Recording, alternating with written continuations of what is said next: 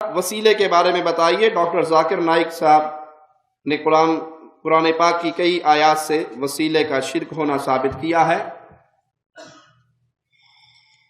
جی، doctor Zakir Naik صاحب نے جو گفتگو کی وسیلے کے حوالے سے، قرآن پاک کی آیات سے جو چیز ثابت کی وہ درست ہے۔ یہی وہ شرک تھا جو کفار مکہ میں تھا۔ وہ اللہ کو مانتے تھے، کفار مکہ اللہ کو مانتے تھے، اللہ کو رب بھی مانتے تھے، زمین بنانے والا، آسمان بنانے والا، بارش برسانے والا مانتے تھے۔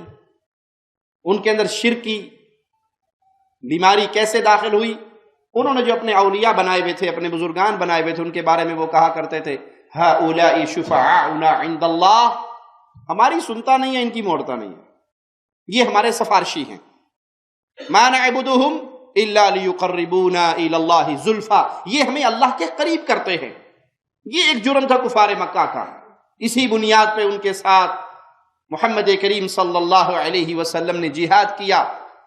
اسی بنیاد پہ، یہی مخالفت کی بنیاد تھی کہ وہ تنہا اللہ کی عبادت نہیں کرتے تھے بلکہ اللہ کے ساتھ اوروں کی عبادت کرتے تھے، اور ان کو وسیلہ سمجھتے تھے کہ جب تک ہم ان کو راضی نہیں کریں گے، ان کے سجدے، رکوع، طواف، نذر، نیاز، ذبح، قربانی نہیں کریں گے، اللہ بھی ہماری نہیں سنے گا۔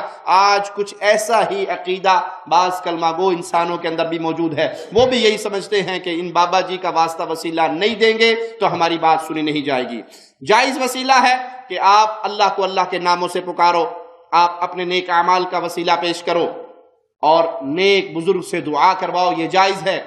حرام اور شرک کی طرف لے جانے والا وسیلہ کیا ہے کہ اللہ کے سامنے انسانوں کو جاہو حشمت کو، ان کے مقام کو رکھ کے کہو کہ اے اللہ ان کے واسطے ہمیں عطا فرما دے، ان کے صدقے ہمیں عطا فرما دے، یا ان کو ڈائریکٹ پکارا جائے کہ آپ ہمیں اللہ سے لے کر دیں، اللہ ہماری نہیں سنتا۔ تو یہ تمام چیزیں ایسی ہیں جو انسان کو وادی شرک میں لے جاتی ہیں۔